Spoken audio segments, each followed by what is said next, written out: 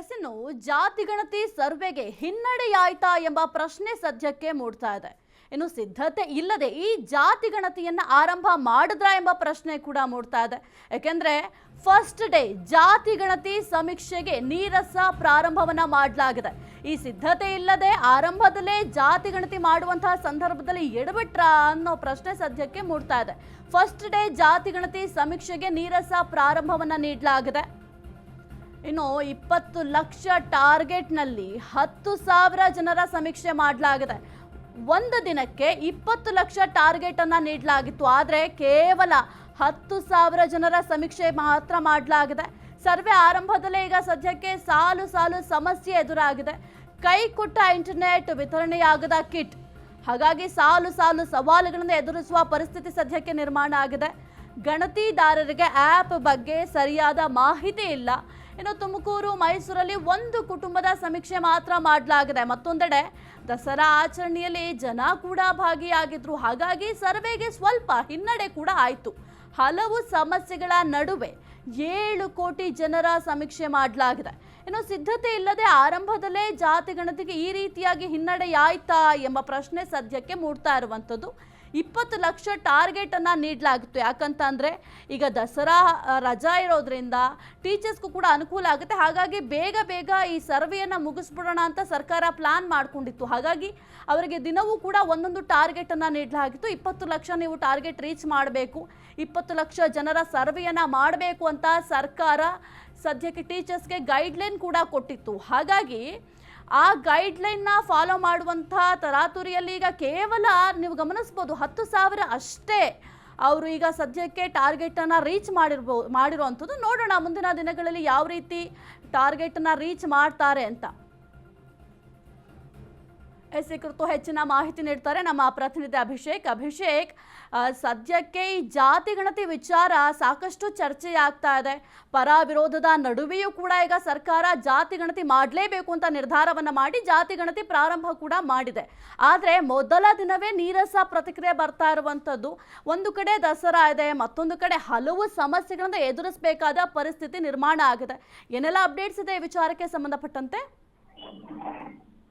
ಸಾಹಿತ್ಯ ಖಂಡಿತ ಒಂದು ಕಡೆ ಪ್ರಮುಖವಾಗಿ ಸರ್ಕಾರದಿಂದ ಹಲವು ಗೊಂದಲಗಳ ನಡುವೆ ಇದೀಗ ಜಾತಿ ಗಣತಿಯನ್ನ ನಡೆಸೋದಕ್ಕೆ ಪ್ರಮುಖವಾಗಿ ನಿರ್ಧಾರವನ್ನ ತೆಗೆದುಕೊಂಡಿರುವಂತದ್ದು.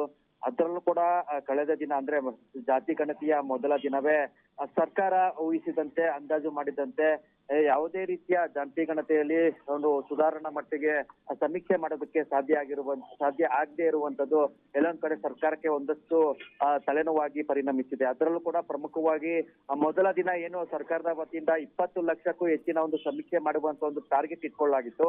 ಆ ಒಂದು 20 ಲಕ್ಷಕ್ಕೆ ಬದಲಾಗಿ ಕೇವಲ 10,000 ಕುಟುಂಬಗಳಿಗಷ್ಟೇ ಏನು ಸಮೀಕ್ಷೆ ಮಾಡಲಾಗಿದೆ ಎಂಬ ಒಂದು ಮಾಹಿತಿ ಬರ್ತಾ ಇದೆ. ಆದ್ರಿಂದ ಹಲವು ಗೊಂದಲಗಳ ನಡುವೆ ಒಂದಷ್ಟು ಸಮುದಾಯದ ನಾಯಕರಾದ ಒಂದು ವಿರೋಧದ ನಡುವೆ ಕೂಡ ಜಾತಿ ಗಣತಿ ಎಂಬ ಒಂದು ದೇಣಿಗುಡಿಗೆ ಕೈ ಹಾಕಿರ್ತಕ್ಕಂಥ ಸರ್ಕಾರ ಈಗ ಮೊದಲ ದಿನವೇ ಒಂದಷ್ಟು ನೀರಸ ಪ್ರಕ್ರಿಯೆ ಉಂಟಾಗ್ತಿರುವಂತದ್ದು. ಎಲ್ಲೊಂದ್ ಕಡೆ ಜಾತಿ ಗಣತಿ ಸಮೀಕ್ಷೆ ಅಲ್ಲ ಹಿಡಿಯಲಿದೆಯಾ ಎಂಬ ಒಂದು ಪ್ರಶ್ನೆ ಇದೀಗ ಕಾಂಗ್ರೆಸ್ ಪಕ್ಷದಲ್ಲಿ ಮತ್ತು ರಾಜಕೀಯ ವಲಯದಲ್ಲಿ ಚರ್ಚೆಗೆ ಗ್ರಾಸ ಆಗ್ತಿದೆ. ಅದರಲ್ಲೂ ಕೂಡ ಕಳೆದ ದಿನ ತುಮಕೂರು ಸೇರಿದಂತೆ ಮೈಸೂರು ಸೇರಿದಂತೆ ಹಲವು ಭಾಗದಲ್ಲಿ ಕೇವಲ ಒಂದು ಕುಟುಂಬಕ್ಕಷ್ಟೇ ಏನು ಸಮೀಕ್ಷೆ ಸೀಮಿತ ಆಗಿರುವಂತದ್ದು ಬಹಳ ಅಚ್ಚರಿಗೆ ಕಾರಣ ಆಗ್ತಿದೆ. ಅದರಲ್ಲೂ ಕೂಡ ಜನಗಣತಿಗೆ ಏನು ನೇಮಕ ಆಗಿರ್ತಕ್ಕಂಥ ಸಿಬ್ಬಂದಿಗಳಿಂದ ಮಾಹಿತಿ ಕೊರತೆ ಇರ್ಬೋದು, ಜೊತೆಗೆ ಏನು ಮೂಲಭೂತ ಸೌಕರ್ಯಗಳ ಒಂದು ಕೊರತೆ ಆಗಿರ್ಬೋದು, ಜೊತೆಗೆ ಆ ಒಂದು ಆಪ್ ನ ಒಂದು ತಿಳುವಳಿಕೆ ಏನಿದೆ ಅದು ಜನಗಣತಿ ನಡೆಸುವಂತ ಸಿಬ್ಬಂದಿಗಳಿಗೆ ಮಾಹಿತಿ ಇಲ್ಲದೆ ಇರುವಂತದ್ದು ಈ ಒಂದು ಸಮೀಕ್ಷೆ ನಡೆಸೋದಕ್ಕೆ ಎಲ್ಲೊಂದ್ ಕಡೆ ಬಹಳ ಒಂದು ಸಮಸ್ಯೆ ಆಗ್ತಿದೆ ಅಂತ ಒಂದು ಮಾಹಿತಿ ಕೂಡ ಬರ್ತಾ ಇದೆ. ಇದರ ಜೊತೆಗೆ ದಸರಾ ಹಬ್ಬದ ಏನು ಹಿನ್ನೆಲೆಯಲ್ಲಿ ಎಲ್ಲರೂ ಕೂಡ ತಮ್ಮ ಊರುಗಳಿಗೆ ತೆರಳುತ್ತಾರೆ. ಜೊತೆಗೆ ಅಂತ ಒಂದು ಸಂದರ್ಭದಲ್ಲಿ ಮನೆಗಳಲ್ಲಿ ತಮ್ಮ ಏನು ಸಮೀಕ್ಷೆ ನಡೆಸುವಂತ ವೇಳೆಯಲ್ಲಿ ಜನರು ಕೂಡ ಲಭ್ಯತೆ ಇಲ್ಲದೆ ಇರೋದು ಎಲ್ಲೊಂದ್ ಕಡೆ ಪ್ರಮುಖವಾಗಿ ಈ ಒಂದು ಸಮೀಕ್ಷೆಗೆ ಹಿನ್ನಡೆ ಆಗಲಿದೆ ಅನ್ನೋದು ಕೂಡ ಇದೀಗ ಚರ್ಚೆಗೆ ಬರ್ತಾ ಇದೆ. ಹೀಗಾಗಿ ಇದೆಲ್ಲವೂ ಕೂಡ ಸರಿದೂಗಿಸಿಕೊಂಡು ಸರ್ಕಾರ ಯಾವ ರೀತಿ ಮುಂದಿನ ದಿನಗಳಲ್ಲಿ ಹಾಗೂ ಇಂದು ಕೂಡ 2ನೇ ದಿನಕ್ಕೆ ಕಾಲಿಟ್ಟಿದೆ, ಇದನ್ನ ಸರಿದೂಗಿಸಿಕೊಂಡು ಸರ್ಕಾರ ಮುಂದಿನ ದಿನಗಳಲ್ಲಿ ರಾಜ್ಯದ 7 ಕೋಟಿ ಜನಸಂಖ್ಯೆಗೆ ಯಾವ ರೀತಿ ರೀಚ್ ನ ಮಾಡುತ್ತೆ.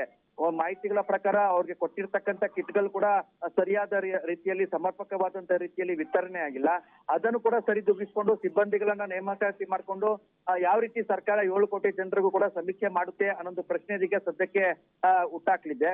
ಅದರಲ್ಲೂ ಕೂಡ ಬೆಂಗಳೂರಲ್ಲಿ ಕೂಡ ಇನ್ನಷ್ಟು ಹೀಗೆ ಇನ್ನು ಕೂಡ ಏನು ಸಮೀಕ್ಷೆ ಶುರು ಆಗಿಲ್ಲ. ಇನ್ನೆರಡು ಮೂರು ದಿನಗಳಲ್ಲಿ ಬೆಂಗಳೂರು ನಗರದಲ್ಲಿ ಕೂಡ ಸಮೀಕ್ಷೆ ಶುರು ಆಗುತ್ತೆ. ಹೀಗಾಗಿ ಸರ್ಕಾರಕ್ಕೆ ಇದು ಯಾವ ರೀತಿ ಈ ಒಂದು ಸವಾಲನ್ನ ಮೆಟ್ಟಿ ನಿಂತು ಸಮೀಕ್ಷೆ ಮಾಡುತ್ತೆ ಅನ್ನೋ ಒಂದು ಕೂಡ ಪ್ರಶ್ನೆಗೆ ಇದೀಗ ಕಾರಣ ಆಗಿದೆ ಸಾಹಿತ್ಯ. ಓಕೆ, ಥ್ಯಾಂಕ್ ಯು ಅಭಿಷೇಕ್ ನಿಮ್ಮೆಲ್ಲ ಮಾಹಿತಿಗಾಗಿ.